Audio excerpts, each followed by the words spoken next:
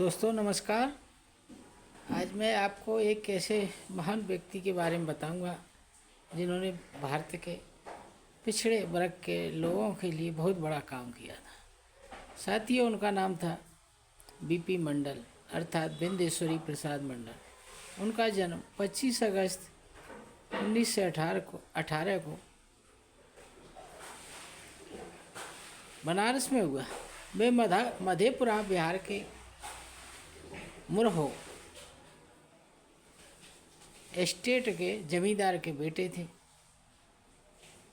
साथ ही वो पिछड़े वर्ग में जन्म हुए, लेकिन उन्होंने पढ़ाई लिखाई करी और यादव जाति में पैदा हुए थे।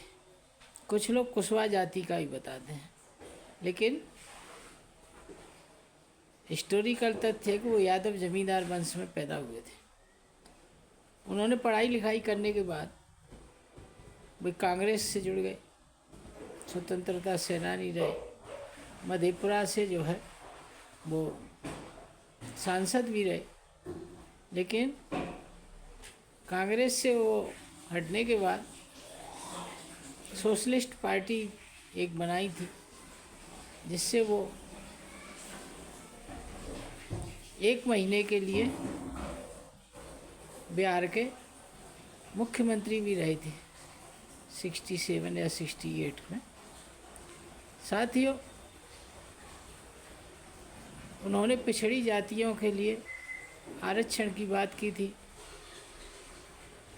जब भारत का संविधान हमारा लिखा गया था तो बाबा साहब अम्बेडकर ने एक आर्टिकल उसमें लिखा 340। उस 340 आर्टिकल में ये कहा था कि आप जो है जो भी सरकार बनेगी वो भारत में पिछड़ी जातियों को एक आयोग बनाएगी, जो भारत की पिछड़ी जातियों को आइडेंटिफाई करेगा। वो आयोग कौन कौन जातियां ओबीसी में आएंगी और उनके लिए कल्याण के लिए क्या किया जा सकता है। साथियों, देश की आज़ादी के बाद 51 में जो है चुनाव हुए, 52 में काका कालेलकर आयोग का गठन हुआ और उसकी रिपोर्ट आई तो उसने माना कि भारत में लगभग आधी आबादी 52% लोग पिछड़े वर्ग में आते हैं। लेकिन बाद में वो रिपोर्ट किसी कारण से लागू नहीं हुई और वो पिछड़े वर्ग के लिए कोई विशेष लाभ मिला नहीं। लेकिन 75 में मीसा लग गई। 77 में या एक नई सरकार आई जनता पार्टी की, जिसमें बहुत सारे पिछड़े वर्ग के लीडर आए थे उभर के।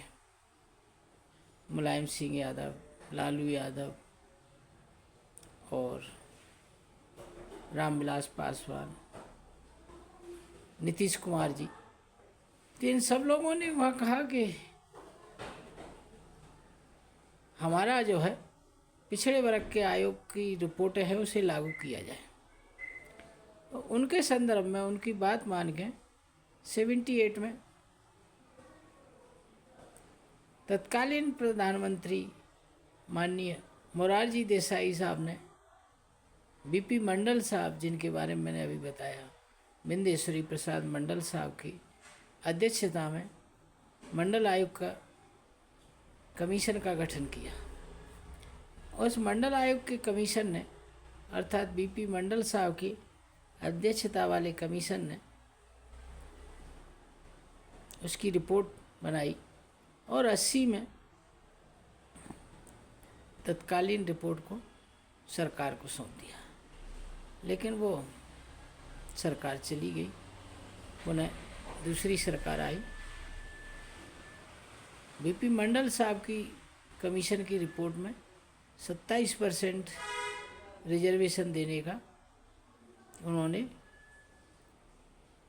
आग्रह किया था, क्योंकि मंडल आयोग जब लागू हुआ उस समय तक सुप्रीम कोर्ट का से किसी ने ये आर्डर करवा लिया था रिट लगा के कि 50% से ज़्यादा आरक्षण नहीं दिया जाए। तो SC/ST का रिजर्वेशन 22.5 था और 27 OBC को मिल गए 49.5 होता। इसलिए उन्होंने BP मंडल साहब ने, अर्थात बिंदेश्वरी मंडल साहब ने 27% की आरक्षण की सिफारिश की शासकीय सेवा में पिछड़े वर्ग के लोगों के लिए। लेकिन वो रिपोर्ट जो है 80 के बाद मिल भी गई सरकार को, लेकिन लागू नहीं हुई। लेकिन 84 में अपने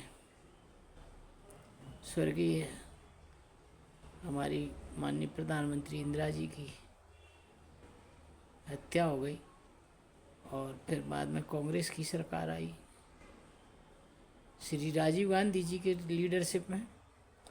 लेकिन उनकी ही लीडरशिप से निकले उनके ही साथ के नेता BP सिंह जी ने उनसे विरोध कर दिया, और जब वो प्राइम मिनिस्टर बने तो पिछड़े वर्ग के बहुत सारे नेताओं, जिसमें अनुसूचित जाति के भी लोग थे, और मुलायम सिंह हों, लालू जी हों और कई नेताओं, उसमें प्रमुखता से कांसीराम साहब थे, इन्होंने जो है BP सिंह साहब से बोल के धरना आंदोलन प्रदर्शन करके BP सिंह साहब जब प्राइम मिनिस्टर थे तो उनसे कहा, और फिर 90 में मंडल आयोग की सिफारिश लागू हो गई। इस तरह से BP मंडल साहब का जो सपना था पिछड़ों को आरक्षण देने का, वो सपना पूरा हुआ। साथियों, उनका 25 अगस्त को जन्मदिन होने के कारण मैं उनको श्रद्धांजलि देता हूँ, नमन करता हूँ। और BP सिंह साहब हमारे बीच से 1982 में चले गए थे, और बहुत कम लोगों को BP मंडल साहब के बारे में जानकारी होगी। इसके लिए मैंने थोड़ा सा इनके जीवन के बारे में बताया। मैं आपको BP सिंह साहब का फोटोग्राफ है मेरे पास, ये आपको दिखाना चाहूँगा।